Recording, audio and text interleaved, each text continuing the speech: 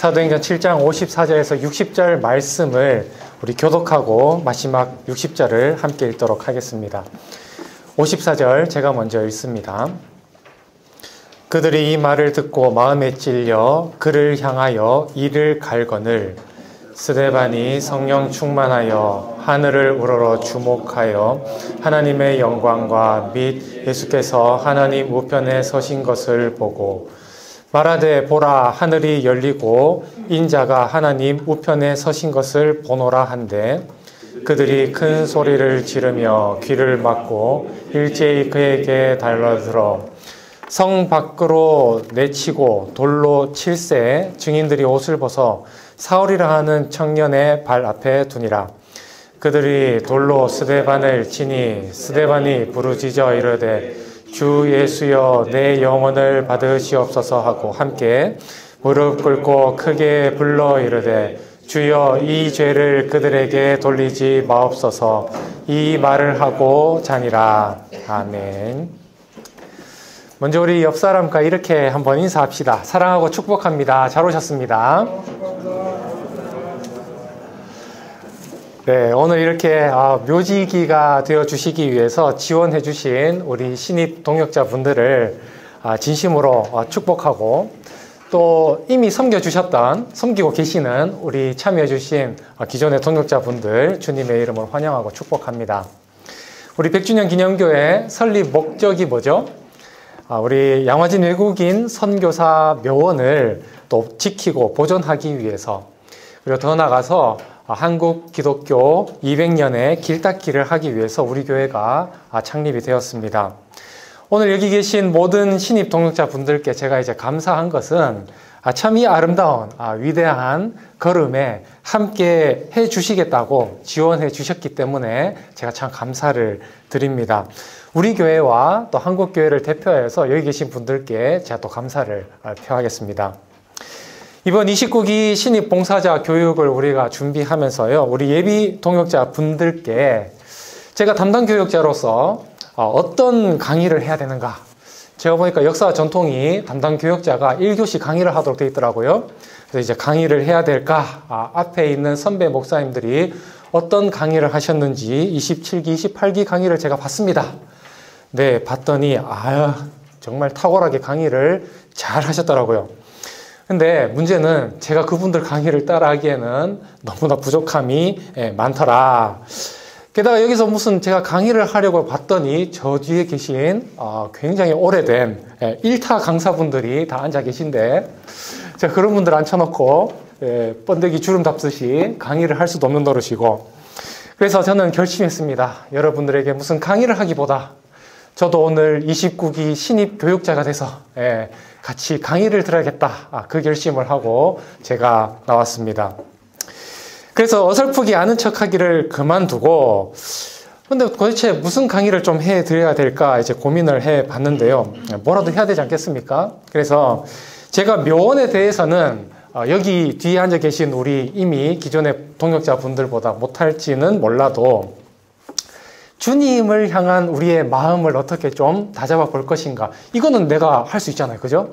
이거는 제가 저분들보다 더 잘할 수 있으니까 오늘 말씀을 통해서 이 시대를 향하신 주님의 마음, 특별히 오늘 29기 우리 신입 봉사자분들을 향한 주님의 당부의 말씀이 무엇인지를 함께 깨닫고 좀 은혜 나누는 시간을 가졌으면 좋겠습니다. 설교를 연구하는 분들이 재밌는 조사를 했다고 합니다. 성경 안에 많은 설교자들이 등장하잖아요. 뭐 모세도 있고 여호수아도 있고 다양한 설교자들이 등장을 하는데 재미있는 연구였던 것 같아요. 다양한 설교자들의 점수를 한번 매겨보자. 재밌겠죠, 그죠? 설교자들의 점수를 한번 매겨보자. 그래서 1등과 꼴찌를 이렇게 점수로 평가를 하게 됐는데, 여러분 한번 맞춰보십시오. 꼴등한 설교자는 누구일 것 같습니까?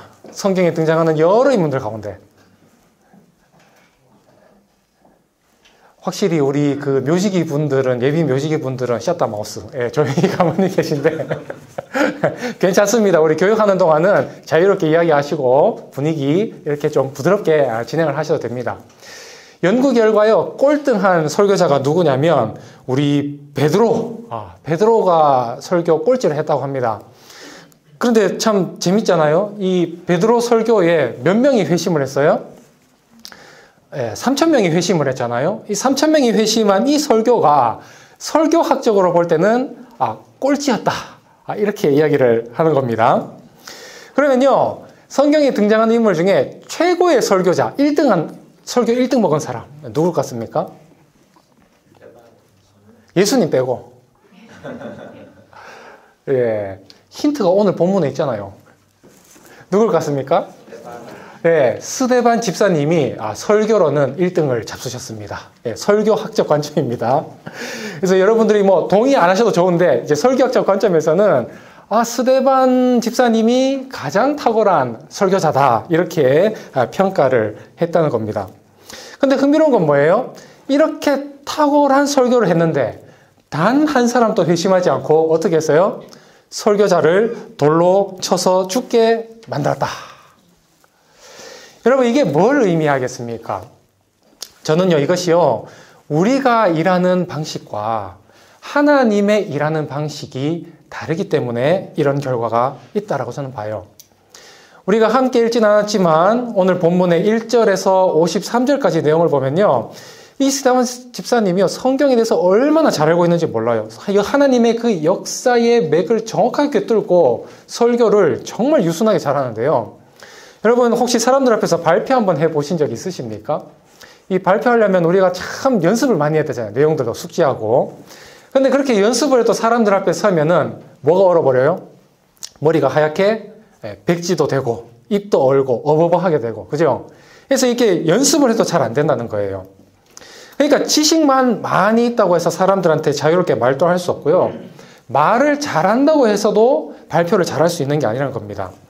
그런데 이 스데반 집사님은 어떻습니까? 이 스데반 집사님은요, 말씀으로 초대교회 성도들을 많이 세워본 경험이 있었던 것 같아요. 그래서 핍박자들 앞에서도 이렇게 탁월한 설교를 할 수 있었던 것이 아닌가, 우리가 그렇게 한번 예상해 볼 수 있죠. 근데 이렇게 탁월한 설교를 했음에도 불구하고 결과는 무엇입니까? 아무도 변하지 않았다는 거예요. 오히려 자신들이 잘못 믿고 있던 신앙과 그러한 신념을 더욱 굳건하게 붙잡게 만들었어요. 스데반의 설교는 탁월한 설교였지만 분명 결과적으로 보면 실패한 설교자인 것처럼 보인다는 겁니다.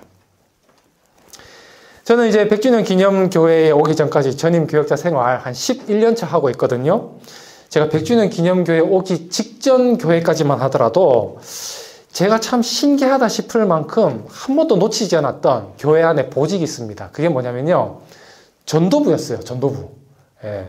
전도부 목사가 항상 제가 이제 담당을 하게 됐어요. 여러분, 제가 이렇게 보니까 어떻게 전도를 잘할 것 같아요? 못할 것 같아요? 생겨먹은 게 어떻습니까? 예. 잘할 것 같이 생겼잖아요. 예. 잘했었더랍니다. 그죠? 잘했었더랍니다. 근데 처음에 전도사 생활하면서 이 전도부를 맡았을 때는요, 숙맥이 따로 없었습니다. 이제 교회에서 시키니까 하기는 해야 되겠는데, 뭐 청년들 데리고 이렇게 개봉역 앞에 전도 나가면 뭐라고 말해야 될지 몰라서 얼굴이 빨갛게 해서 쭈뼛쭈뼛했던 경험이 있습니다. 근데 이 전도부 계속 감당하다 보니까 이제 생기는 게 이 뭡니까? 이게 펀치, 넉살, 이런 것들이 생기면서 이제 조금씩 복음을 좀 부드럽게 잘 전할 수 있는 교역자가 되기는 했는데요. 이 전도부를 담당하면서 이제 제가 전도폭발 훈련 1단계 강사도 하면서 많은 사람들을 복음으로 무장시키는 일들을 제가 했었습니다. 그런데 보시면 아시겠지만 오시는 분들 중에 젊으신 분도 있지만 누가 또 있어요? 많은 권사님들, 그죠? 이제 막 노년기에 뭐 은퇴하시고 시간이 있는데 마지막 나의 인생을 주의 복음을 전하면서 살겠노라고 다짐하신 수많은 권사님들 제가 복음 무장시키고 현장 실습 보내고 하는 일들을 했었는데요. 진짜 재밌는 일이 있어요. 그게 뭐냐면 청산 유수처럼 복음을 잘 준비해서 전하는 권사님이 복음을 전했는데 결신을 안 해, 들은 사람이. 목사님, 내가 들어도 너무 은혜롭고 결신할 것 같은데 이분이 전하는 복음에 결신을 하지 않는 분이 계신가 하면, 어떤 분은 목사님 저는 머리가 돌이에요 하면서 막 죽는 둥 사는 둥 저한테 막 불편함을 말씀하셨던 어떤 권사님이 더듬더듬 뒤죽박죽 복음을 전했는데 세상에 울면서 결신하는 사례가 있었다는 겁니다. 여러분, 이게 무엇을 의미합니까? 하나님의 사역은 뭐라는 거예요? 사람에게 달려있는 것이 아니라는 거예요. 하나님의 일하시는 방식이 우리 인본주의에 근거한 노력의 방식과 다르다는 것. 여러분, 이 사실을 우리가 깨닫게 되면요, 참 우리 안에 은혜가 있어요. 어부 출신인 가방끈도 짧은 베드로의 설교에 3,000명이 회개했는데 베드로의 말빨이 좋았습니까? 가장 타고난 설교를 했던 우리 스데반. 근데 이 스데반의 설교 뒤에 사람들이 돌을 던진 것은 그 사람의 설교가 재미없어서이겠습니까? 하나님의 일하는 방식이 이렇다는 겁니다. 그래서 우리는요, 우리의 사역에 대해서 열매 자체만으로는 판단해서는 안 된다는 겁니다.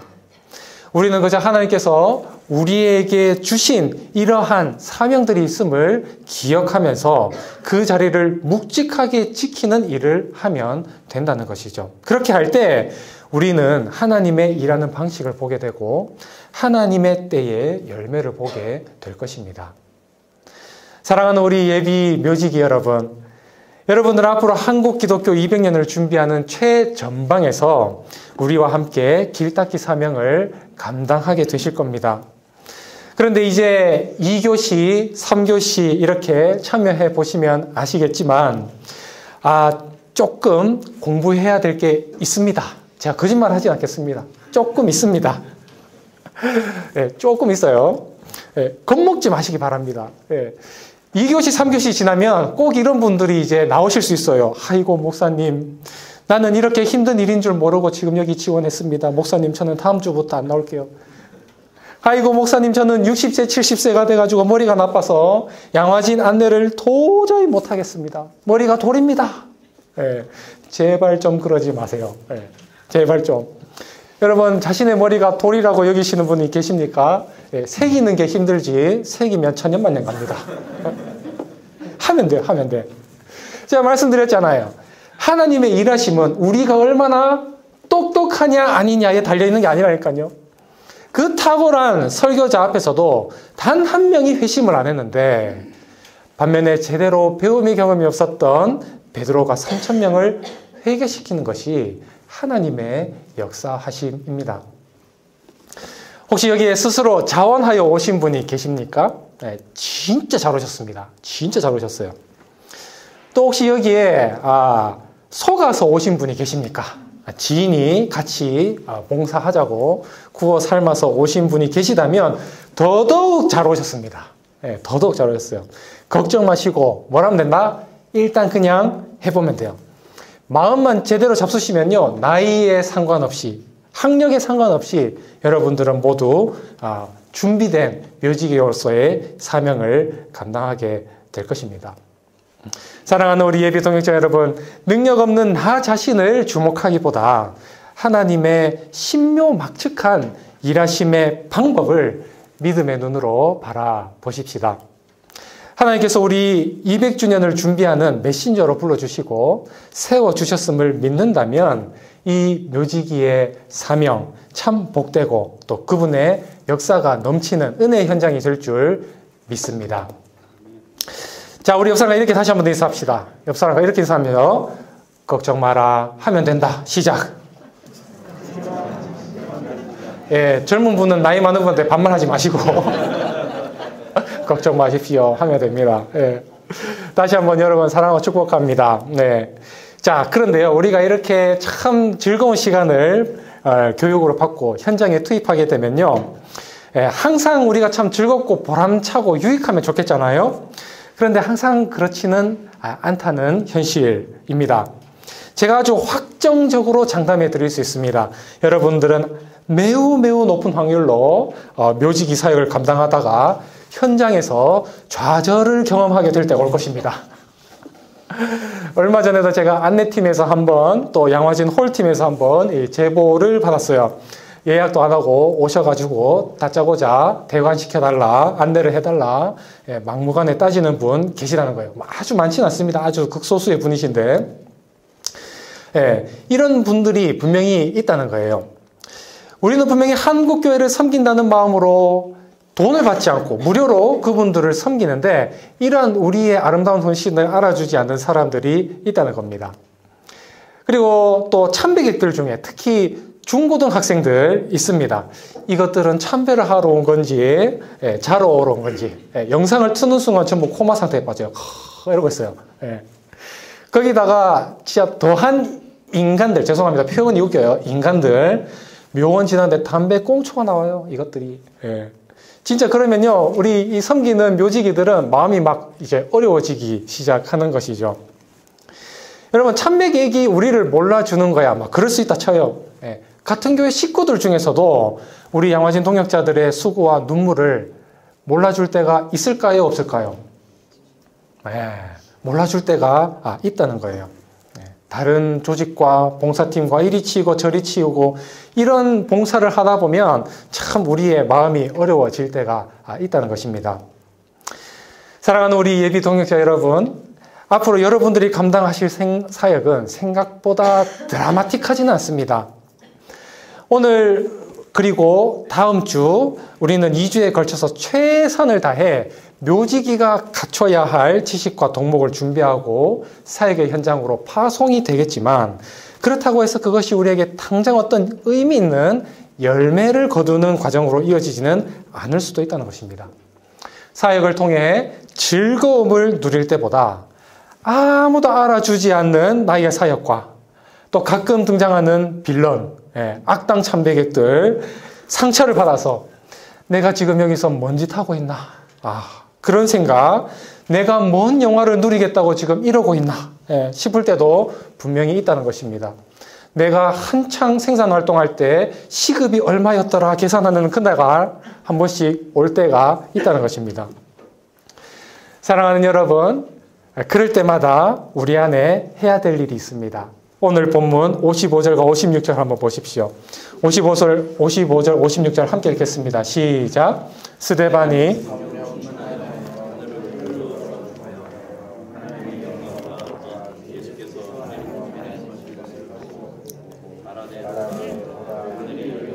인자가 하나님 우편에 서신 것을 보노라 한데, 지금 본문 속 스데반의 눈은 어디를 향해 있습니까? 정확하게는 지금 어떤 상황에 놓여 있죠? 자신을 향하여 돌을 던지는 사람이 바로 코앞에 있다는 거예요. 자, 그런데 스데반은, 그 사람들은 눈에 들어오지도 않고 누구만 보이는 거예요? 하늘에서 이 모든 것을 보고 계시는 우리 주님이 보였다는 거예요. 자신의 메시지에 반응하지 않는다고 해서 낭망하고 실망하는 것이 아니라 이 모든 과정을 지켜보고 계시는 그분이 계시다는 것을 스데반은 보았다는 것입니다. 여러분, 이 사실을 우리가 알게 될 때 얼마나 위로가 되고 또 힘이 됩니까? 여러분들이 참 귀한 생업의 현장 다 있을 거 아닙니까? 그 현장을 잠시 이탈하여서 주님을 위해, 조국 교회를 위해, 세상을 위해, 이곳 양화진 묘지기를 위하여 그 시간을 쓸 때 아무도 그것을 알아주지 않는다 할지라도 여러분들의 그 귀한 헌신을 중심에서부터 보고 계시는 우리 주님이 계시다는 것이죠. 구원의 감격 때문에 그의 합당한 반응으로 우리가 봉사할 때 단 한 푼도 받지 않고 웃으며 참배객들을 맞이하는 여러분들의 삶의 모든 순간을 우리 주님이 보고 계시다는 것입니다. 하나님이 보고 계시고 하나님이 함께 하시고, 그래서 하나님이 위로하시고 하나님이 다시금 일으켜 세워주시는 놀라운 경험을 할 수 있는 현장이 바로 우리 양화진 외국인 선교사 묘원, 그 섬김의 자리에 있다는 것입니다. 여러분, 그 놀라운 경험을 해본 자만이 어떤 고백을 할 수 있습니까? 오늘 60절 한번 보십시오. 60절 함께 읽겠습니다. 시작. 무릎을 꿇고 크게 불러 이르되 주여 이 죄를 그들에게 돌리지 마옵소서, 이 말을 하고 자니라. 주님이 내 인생을 다 보고 계시다는 것을 아는 사람만이 뭘 할 수 있는 거예요? 진실된 용서와 참된 사랑을 할 수 있다는 거예요. 사랑하는 우리 예비 동역자 여러분, 저와 여러분들의 눈이 바로 이곳을 향할 수 있기를 소망합니다. 교회에서 여러 사역을 하다 보면 참 시험 들 일이 많습니다. 교회에 사랑과 관심이 없으면 참 시험 들 일도 없을 텐데 이게 뭐라고 우리가 또 섬기려고 현장을 나갔다가 시험을 당하게 될 텐데요. 참배객들이나 또 교회 성도들한테 또 심지어 같이 동역하는 동역자들한테도 시험 들 일이 아주 많습니다. 여러분들이 열심히 하면 할수록. 그럴 때는요, 흠도 많고 탈도 많은 사람들한테 인정받으려고 하지 마시고 모든 것을 보고 계시는 주님의 인정하심, 주님의 끄덕이심을 바라볼 수 있기를 소망합니다. 그래서요, 이 죄를 그들에게 돌리지 마옵소서. 이 스데반의 고백이 우리 모든 예비 동역자들의 고백이 될 수 있기를 소망합니다. 우리 옆 사람과 이렇게 인사합시다. 주님이 다 보고 계십니다. 그래요. 주님이 다 보고 계십니다. 여러분, 우리가 이런 마음을 가지고 자리를 지켜낼 때 어떤 놀라운 역사를 보게 됩니까? 우리 58절 말씀 한번 보실까요? 58절 시작. 성 밖으로 내치고 돌로 칠세 증인들이 옷을 벗어 사울이라 하는 청년의 발 앞에 두니라. 스데반의 설교에 단 한 사람도 회개하지 않았습니다. 오히려 모든 사람들이 그를 돌로 쳐 죽이겠다고 달려듭니다. 그러면요, 한번 보십시오. 스데반의 이 말씀 선포는 실패한 겁니까? 성공한 것입니까? 세상 사람들이 보기에 이 스데반의 사역은 정말 웃음거리고 어리석은 일이죠. 오히려 예수를 더욱 믿기 힘들게 만드는, 걸려 넘어지게 만드는 돌이라는 거예요.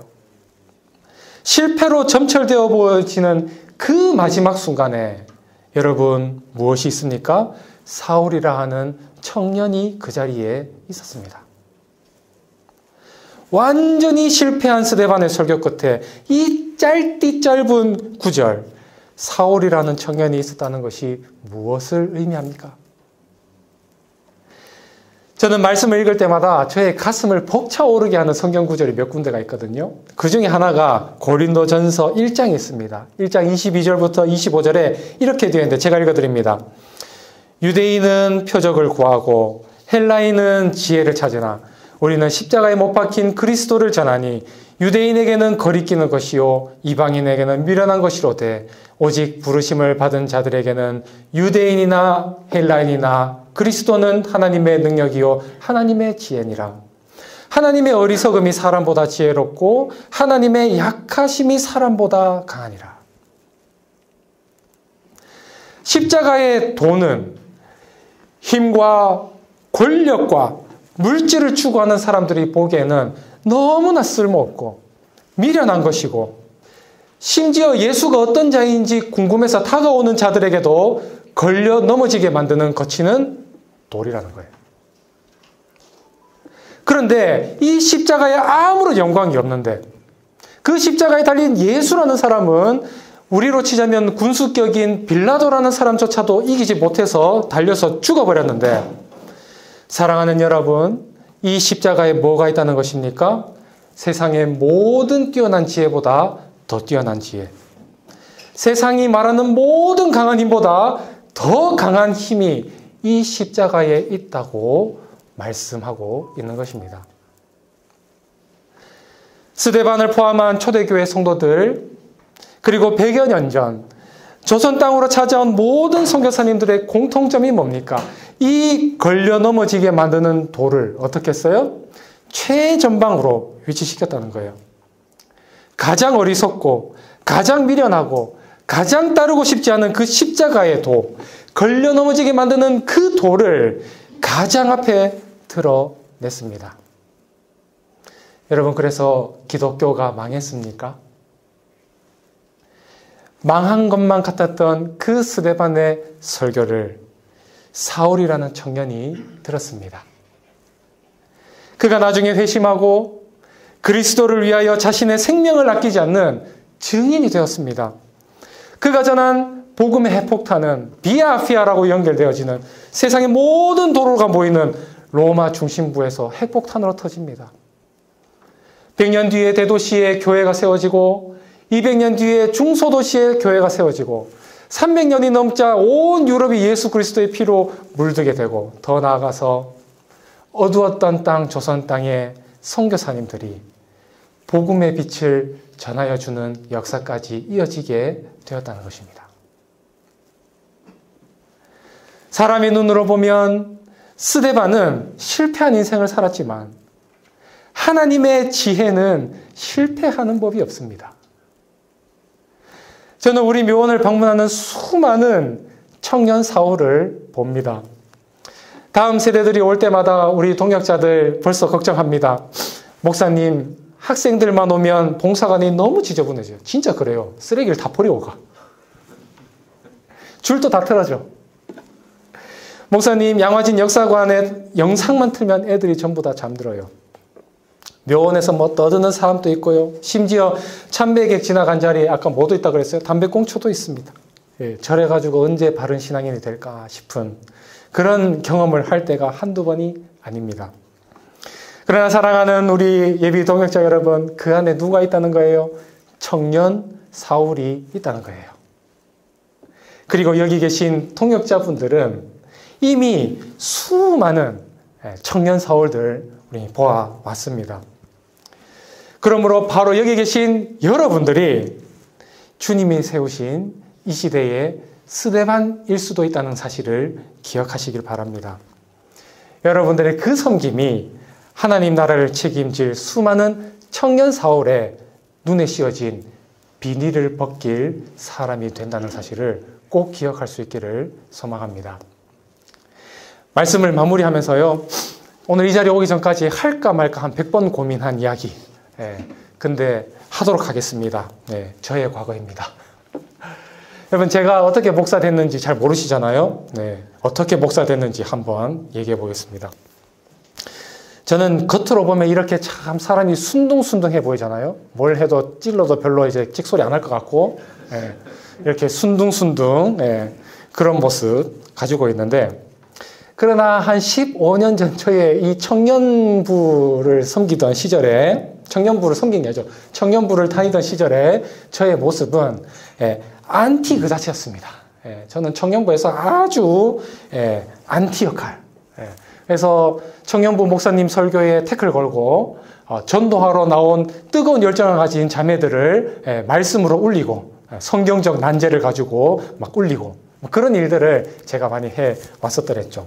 교회가 이쪽으로 가자 하면 저쪽으로 가고 청년들이 뭐 이걸 하자 하면 전부 다 안 하고 전도하자 하면 전부 다 못하게 방해하고 말씀을 전하면은 말씀에 막 문제를 찝어서 막 청년들이랑 소그룹 하면서 막 나누고 저렇게 설교하면 안 되는데 그러면서 그런 안티질을 하면서 세상을 저주하고 교회를 저주하며 살았던 청년 시절이 있었습니다.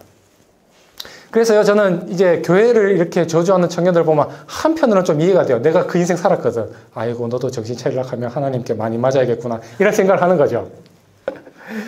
그렇게 주님을 미워하는 짓을 꼴라만 하던 제가 어느 날 청년부 지인의 권면으로 중국 단기 선교를 이제 떠나게 됩니다.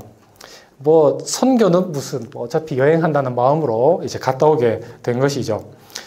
정말 여행 간다는 생각으로 뭐 기대한 것 하나 없이 연변 지역으로 이렇게 선교 활동을 하게 되었습니다. 밤만 축 내면서 선교라는 미명하에 재밌게 여행을 하고 있는데 하루는 정말 오지 중에 오지로 가게 되었습니다. 뭐 불 안 들어오고 물 안 들어오는 그런 곳, 건물 안에 제대로 된 창이나 등이 없어서 호롱불 같은 거 켜놓고 판자로 벽을 세워둔 그런 교회 안이었습니다. 우리 선교팀들이 함께 모여서 현지 목회자가 인도하는 예배를 드리는 시간 경험을 했었는데요. 뭐 현지 젊은 목회자니까 중국말로 했을 거 아니에요. 제가 무슨 말인지 하나도 못 알아들었어요. 하나도 못 알아들었는데 얼른 이거 끝나고 빨리 호텔로 돌아가야지 하는 생각을 가지고 이제 그 설교를 듣지도 못하는 설교를 듣고 있는데 그 청년 목회자가 알아듣지는 못하는 말을 온 마음을 다해서 땀을 흘리면서 막 설교하고 있는 것입니다. 정말 머리를 짧게 깎아가지고 새카맣게 탄 청년이었는데 땀을 흘리면서 복음을 전하는데 그 모습이 그 순간 저에게 계시처럼 다가오는 거예요. 마음을 다해서 자신에게 맡겨진 그 오지 마을의 양떼들을 온 힘을 다해 섬기는 그 모습에 제가 참 큰 충격을 먹었습니다. 나중에 확인해 보니까 그 목회자는 전도사도 아니었어요. 한국의 신학교에 공부를 하다가 방학이 되어서 다시 자신의 고향으로 와서 그 교회를 섬기고 있을 때에 우리와 만나서 예배를 드렸다라는 것을 확인했습니다. 제가 선교를 마치고 돌아오는 비행기 속에서 참 많은 생각을 했습니다. 그 청년은 도대체 누구였을까? 그 열악한 환경에서도 그 청년은 무엇을 보았기에 그렇게 열정적으로 성도들을 섬길 수 있었는가? 나는 그보다 훨씬 더 좋은 환경에서 살아가고 있음에도, 훨씬 더 신앙생활을 하기 좋은 곳에 있음에도 왜 나는 저 청년이 갖고 있는 그런 열정을 가지고 있지 않는가? 한참 밤새도록 7시간, 8시간 기차를 타고 내려오면서 많은 고민하다가 나중에 제 스스로 이런 기도를 하기에 이릅니다. 주님, 한 번 사는 인생, 가장 가치 있는 것을 위해 살아야 한다면 저의 인생을 주를 위해 바치겠습니다. 주님이 저의 그 고백을 너무나 기쁘게 받아주셨어요. 제가 지금 100주년 기념교회에서 여러분들 앞에서 이렇게 참 의미 있는 시간을 보낼 수 있었던 이유는 10여 년 전 아무도 알아주지 않는 그 판자촌 교회에서 땀을 흘리며 저를 위해 설교해 주셨던 스데반이 있었기 때문입니다. 사랑하는 동역자 여러분, 사실 우리 삶 속에 하나님이 보내주신 스데반 다 한 명씩은 있지 않습니까? 나를 위해 보내주신 그 스데반 때문에 우리가 이 묘지기 사명을 감당할 수 있게 된 것이 아닙니까? 더 나아가 이 세상 어디엔가 참 기갈하고 지쳐버린 청년 사오를 위해 우리를 스데반으로 준비시키신 하나님의 역사가 있지 않겠습니까? 우리 묘지기 사역이 무의미해 보인다 할지라도 믿고 순종하면 하나님이 우리의 연약함을 들어서 이 시대의 스데반으로 사용하십니다. 여러분들을 통해 이 땅에 수많은 청년 사울이, 청년 다니엘이, 청년 느헤미야가, 청년 김호연이 믿음의 결단을 하게 되는 것입니다. 저는 그 놀라운 역사의 현장을 지금 이미 눈으로 봅니다. 그래서 저는 이 시간 누군가의 스데반이 되어주실 우리 예비 동역자분들께 100주년 기념교회와 조국교회의 모든 성도들을 대표하여서 큰절 올리겠습니다.